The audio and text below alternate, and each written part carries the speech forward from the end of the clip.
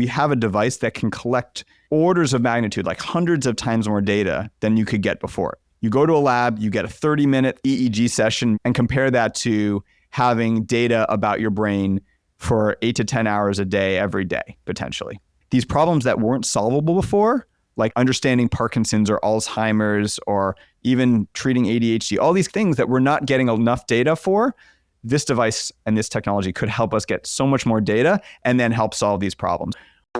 This is Sick Health with Kevin Ban, MD. Our show helps you navigate our confusing healthcare system so you can take control of your own health.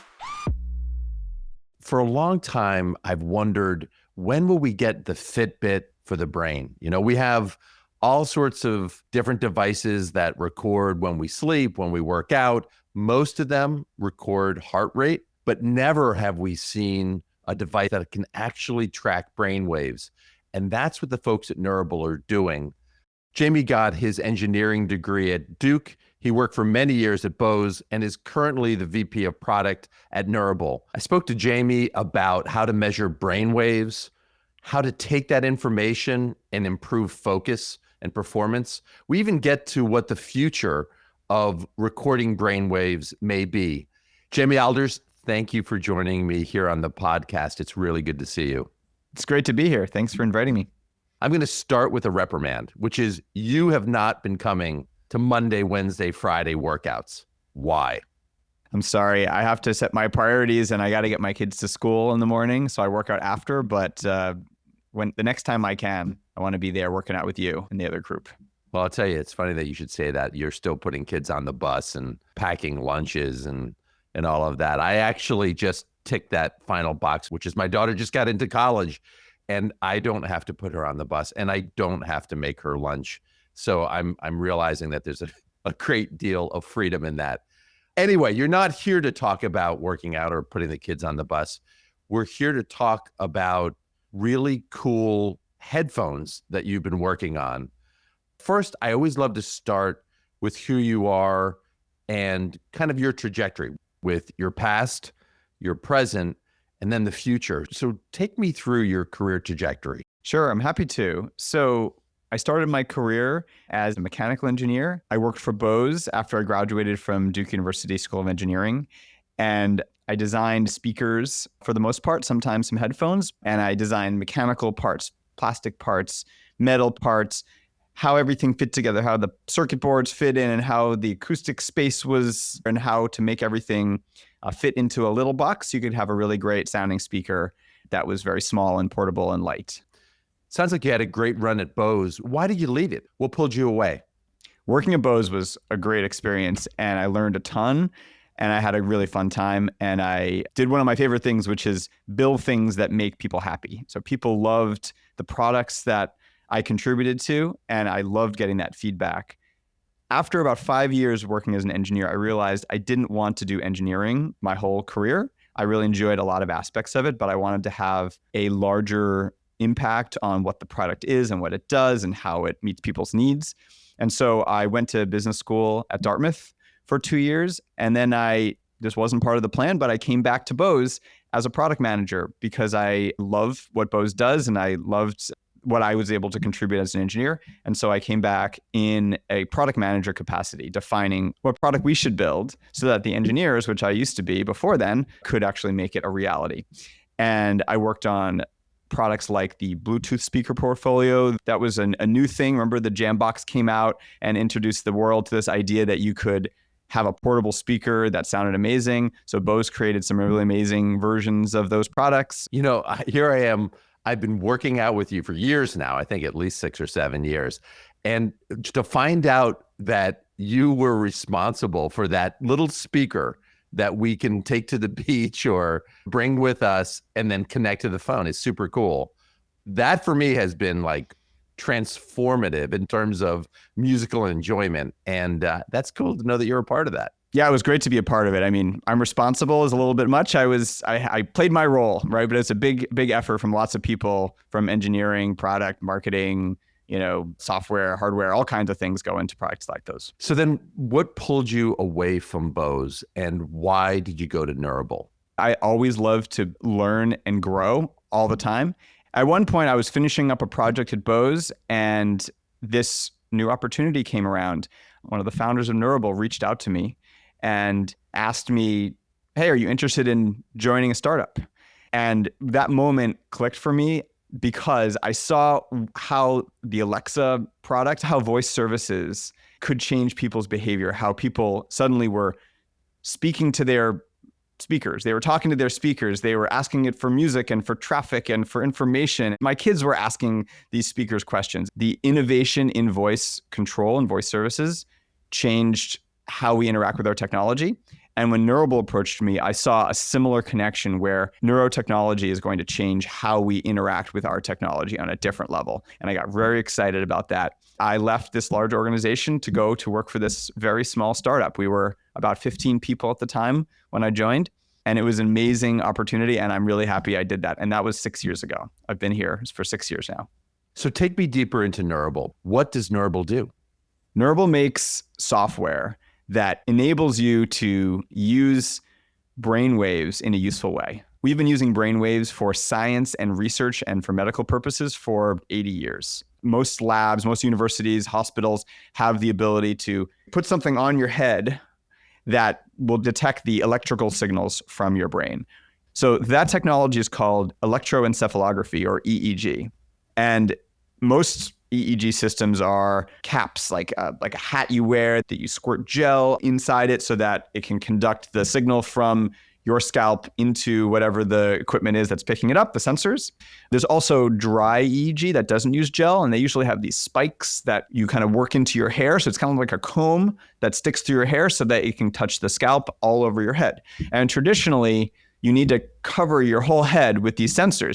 I've got some experience with this because in the hospital, we were always experimenting with different uses for EEG. I mean, the most common uses for EEG were things like studying seizure disorders and epilepsy.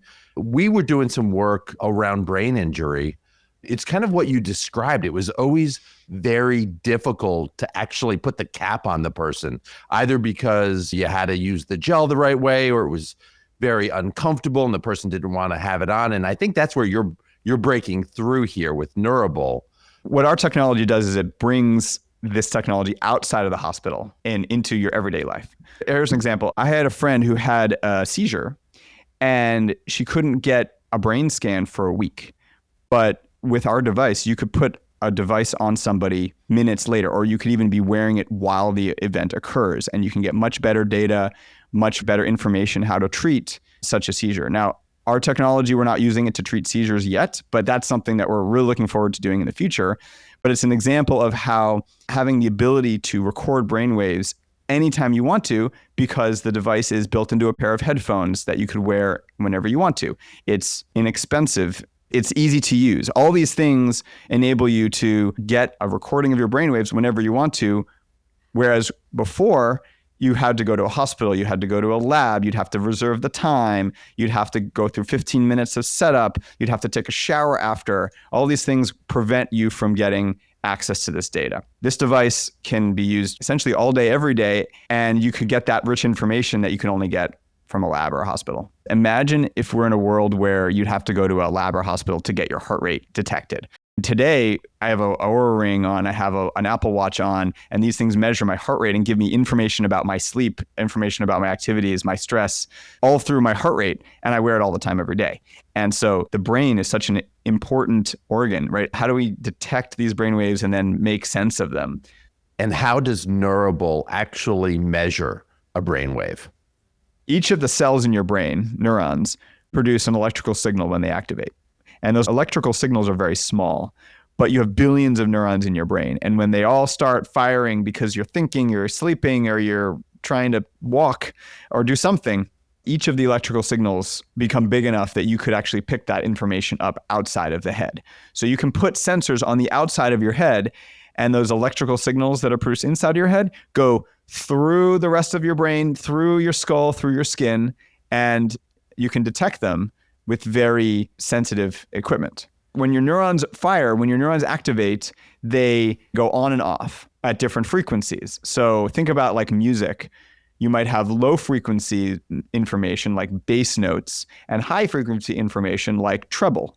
When you play a piano and you hit that low key, the sound oscillates, moves back and forth at a low frequency, a low speed, and the high notes, it's a high speed. So your brain works a similar way, where if your brain is producing electrical signals that are going on and off really fast, that's like a higher frequency brainwave, versus when your brain is producing that information at a slower rate, that's a lower frequency brainwave. And so neuroscientists have broken sort of these brainwave frequencies into different what's called power bands or frequency bands.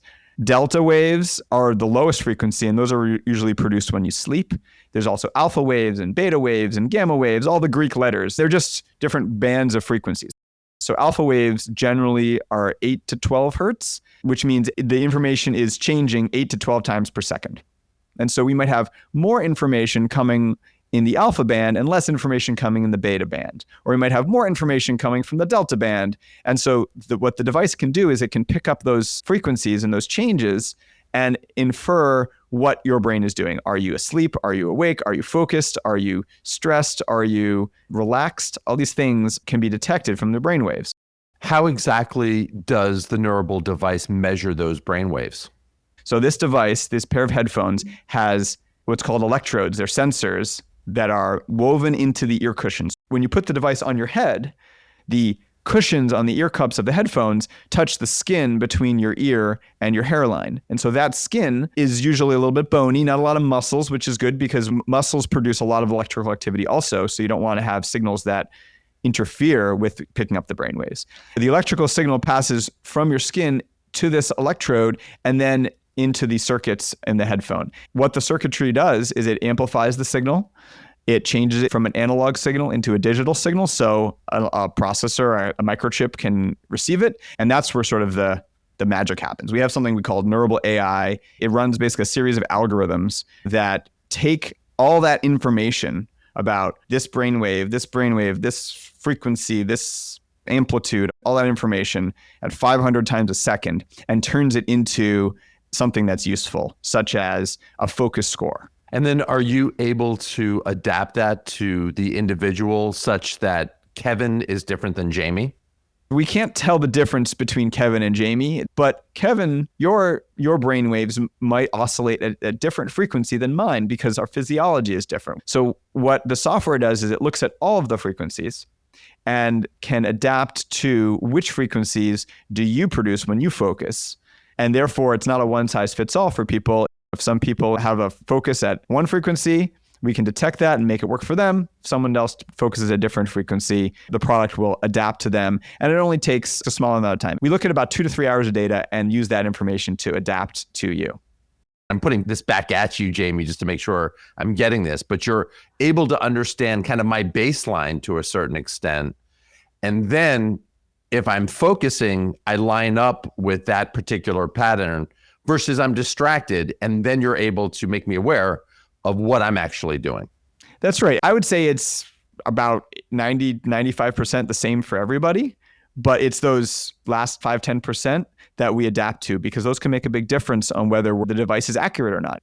We have a mobile app that will give you a plot of your focus every minute while you're wearing the headphones, while you record a focus session. So kind of like I might start a workout session on my Fitbit. I might say, okay, I'm working out, I'm doing a bike ride. I might start that, right? You would say I start a focus session. And then I could see that at the beginning of my focus session, I had high focus. And then my focus dropped. And then the headphones, one thing they do is they prompt you to take a break when your brain needs it. So they detect these brainwaves and see you're starting to get fatigued. You're starting to lose your focus over time. When the software detects that pattern, we're able to prompt you to say, hey, you've earned a brain break. It's time for a break. If you take 10 minutes off, come back and you'll be more focused. You'll get more done. You'll feel better. You'll avoid burnout. All these things that a lot of people who sit and work at a desk for a long time each day suffer from. And that's one particular way that we can apply these brain waves to something very useful. You let me try this a couple of days ago, and I found it really interesting. Number one, they are really comfortable headphones. And we played this game where there was a rocket that launches, and then you had me focus, and there were a series of numbers that appeared on my cell phone, and I had to think about the number. And as I did that, the rocket went faster. But then I found myself being distracted. In fact, I think it was my dog who came over and wanted to be pet. And you actually saw that the rocket slowed down. Now, I didn't think of myself as being distracted, but clearly the headphones picked that up.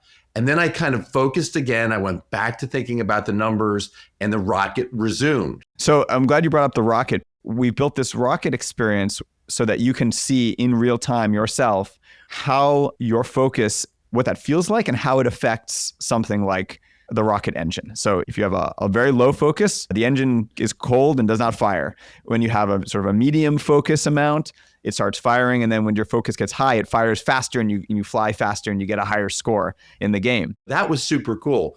Using those headphones, just for the short period that I did it, began to help me understand when I was truly dialed in, when I was truly focused, versus when I was distracted, which I don't think I previously would have thought of that as distraction. At a certain point, I got tired of or kind of burned out by counting those numbers. And then you could see the rocket slow down. And then that's the moment when I'm alerted that I sort of need a break. It helps a lot of people, including myself, understand that it's really hard to maintain focus for a really long period of time. And I think that's partly a function of the fact that we are in a very distracted society. Our smartphones are always ringing and causing us to want to look and see what's happening, what notifications we're getting.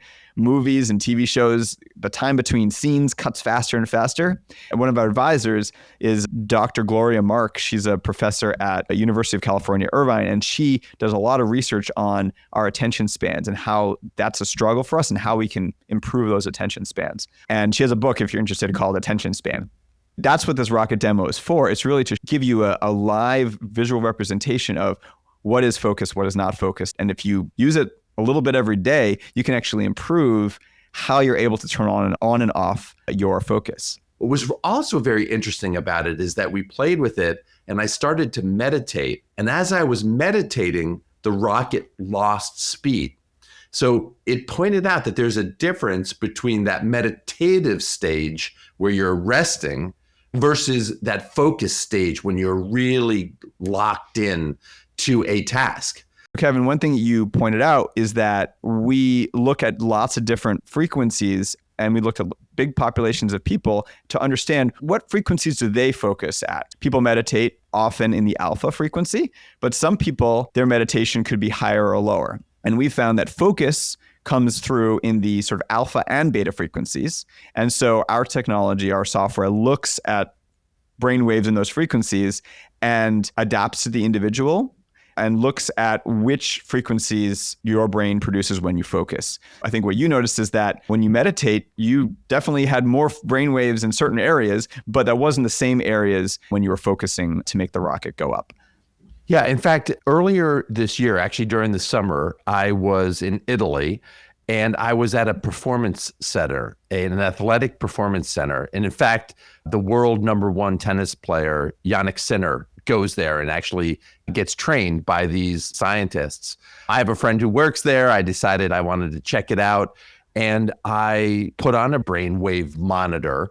And then what they had was a game where as you were able to meditate and remove thinking, remove focus, that would actually speed, of course, this was Italy, so a race car around a track, right? And so when I started to play with the Neurable device, I was thinking it was going to be the exact same thing, that as I meditated and as I focused on the mantra, that I was going to be able to propel the rocket more quickly. But actually the exact opposite happened, which speaks to this concept that there are different brain waves that are being utilized when you're focusing versus when you are meditating. Sometime in the future, we might introduce other capabilities. We might have a meditation feature where you can get feedback on your meditation. Those are things that the hardware could be capable of doing if we add new features that detect things like sleep or meditation, or there's many other things that can be detected using this technology. Let's get to what the future of recording brainwaves may be. We'll get into all of that and more after the break. C2 Sense is doing important work with its Halo platform, applying technological advances in chemistry, machine vision, and material science to provide both patients and providers with laboratory-level accuracy at low cost when they need it. C2 Sense's goal is to use their patented technology to ensure the same quality of testing you would find in your doctor's office in the comfort of your own home. So if you're suffering from upper respiratory symptoms like cough, sore throat, nasal congestion, or a headache, keep your eyes out for C2 Sense as they're developing tests targeting upper respiratory conditions such as COVID and flu. If you want to learn more, see what they're up to at haloreader.com. How is this being used today, and what type of outcomes are you showing? We're doing a lot of testing with users to understand how they're benefiting from this tool. It's a tool, and you can use it in many different ways. You could use the rocket demo itself to train your brain to focus better and just say, that's all I'm going to do with the product. But there's so many other outcomes that we're seeing. One of the outcomes we're seeing is that there are people who just need accountability. They need someone to say, you're not focusing as much as you could be, you can do better. And so we've observed some of our users who actually pay for services. There's a service where you get on a Zoom call with a bunch of other people, and there's just a proctor there who says, hey, everybody, we're going to focus for the next 20 minutes, let's go. And so a user like this one benefits from just having someone kind of over their shoulder saying, hey, you're doing good, you're doing great, just a little bit longer, now let's go take a break. And so we've observed that some of our users really like the accountability of, I put the headphones on, I know that I'm tracking my own focus, and I know that later I'm going to look at this data and I don't want to be disappointed. Kind of like when you go for a run and you're tracking your speed of your run, maybe you run a little bit faster because you know that you're going to hold yourself accountable.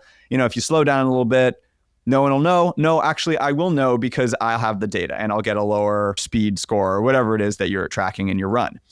Another way that people use this is some people just don't have much time in their day. They only have half an hour or an hour of time to get the work done that they need to get done.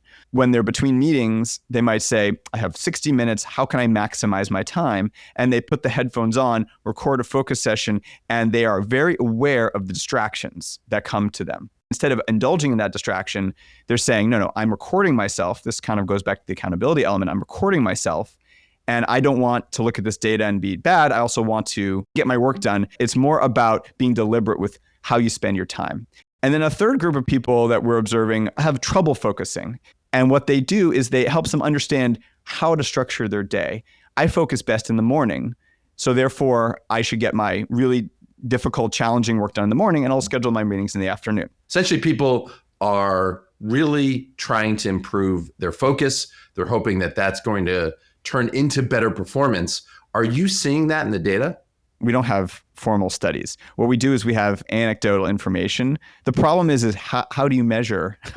How do you measure the output to know that you're being more productive? The way we're measuring it now is people will say to us while we're asking them for feedback, if you ask my coworkers, the week I started using these headphones was the most productive week of my life. I've heard that people say that. And that's going back to my days at Bose.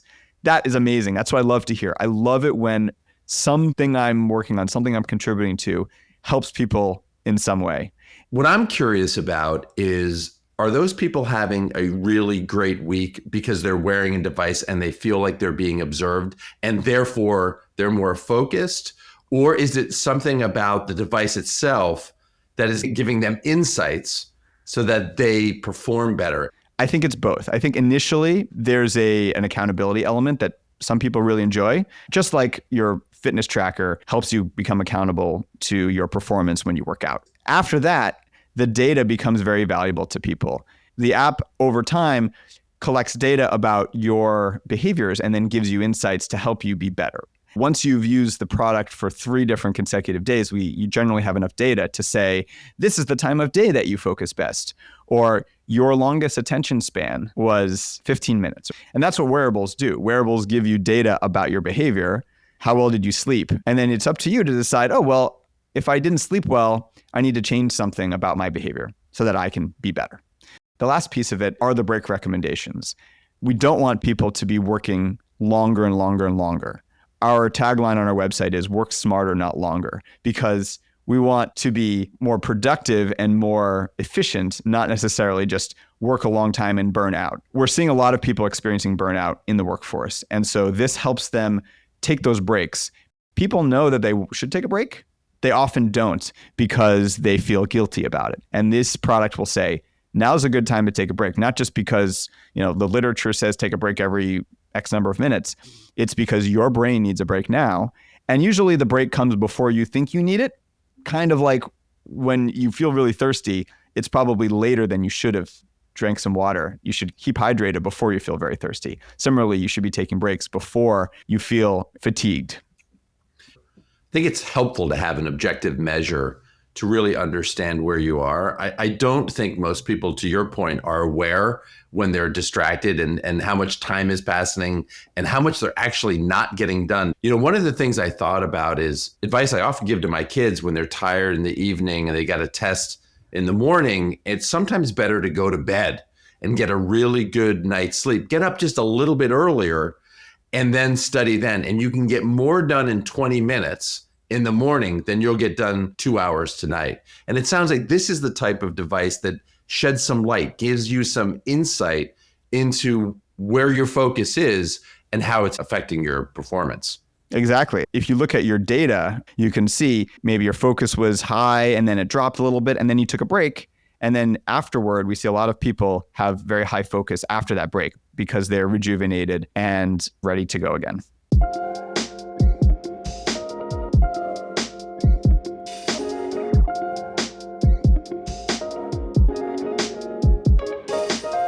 And then what happens with the data? Do people have to consent to allowing Neurable to use it, or is it their possession? Can they share it with their doctor? So we take our data privacy very, very seriously because brain data is something that is very private for people. We take an approach that's very transparent with users. We tell people what data that we're collecting and what we're not collecting. And also, you have control over this data. If you want us to delete the data, we will delete it. If you want access to it, you can tell us and we will give you an export of your data that you can use in other cases. I'm going to take us in a different direction. I know that in talking about having you come on the show, we talked about the U.S. military. And I know that Neurable is working with the U.S. military and focusing on things like traumatic brain injury. So tell us more about that program. I'm really excited about where this technology can go beyond focus. Traumatic brain injury is one of those where there are many soldiers that experience brain injuries from shoulder-fired rocket or other kinds of artillery equipment. And people don't know about these injuries for years, potentially.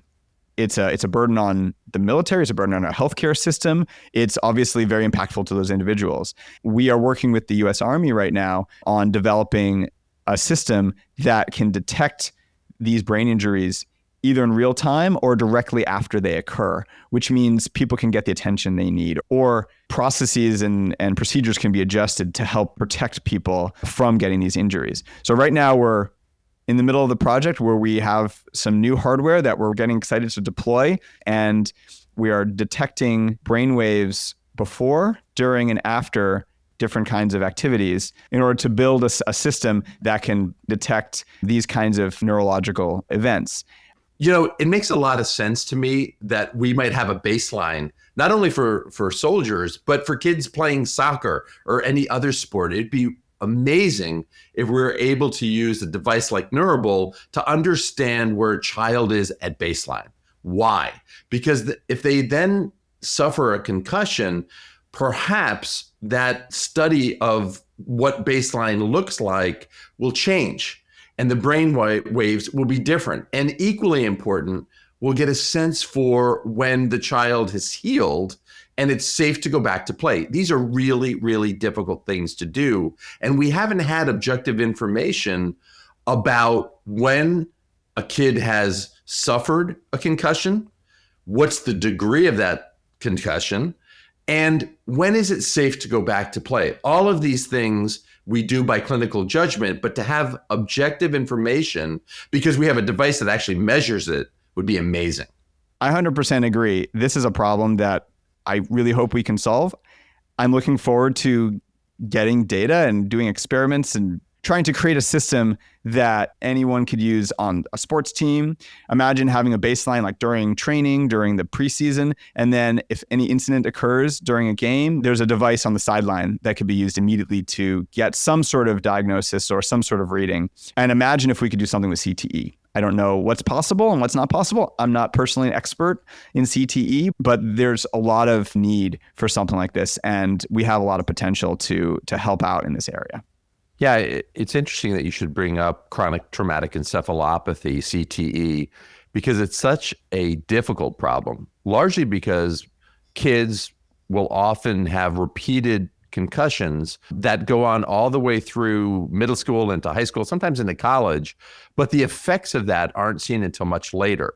And it would be wonderful if we had some way of using objective data to diagnose CTE so that we could prevent those concussions from happening. My understanding of CTE is that you can't diagnose it until you do an autopsy. We just don't have the data to understand this condition.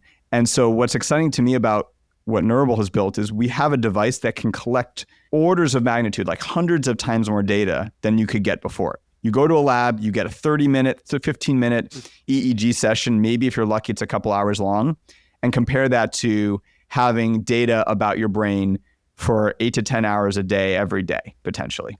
That's really exciting to me, is these problems that weren't solvable before, like CTE is one example, or understanding Parkinson's or Alzheimer's, or even treating ADHD, all these things that we're not getting enough data for. This device and this technology could help us get so much more data and then help solve these problems. I'm really looking forward to, in the future, working with experts, labs, scientists, organizations that are working to solve these problems and giving them the data they've never had before so that hopefully they can solve those and help a lot of people. It's really exciting because whether it's early diagnosis of diseases that right now we don't understand until much later in their course, or even just getting a baseline for a kid before they start playing sports where they might get a concussion, I think that this is a really, really exciting space. Jamie, you have been so helpful today in understanding more about brainwaves and how we might be able to measure them. Thank you so much for joining me today. I enjoyed the conversation. Thanks so much, Kevin. I had a great time. And thanks to all of you for listening. I want to hear your thoughts about the episode. Do you have any questions? Are there topics that I should cover? If so, please leave them in the comments below and I'll do my best to answer.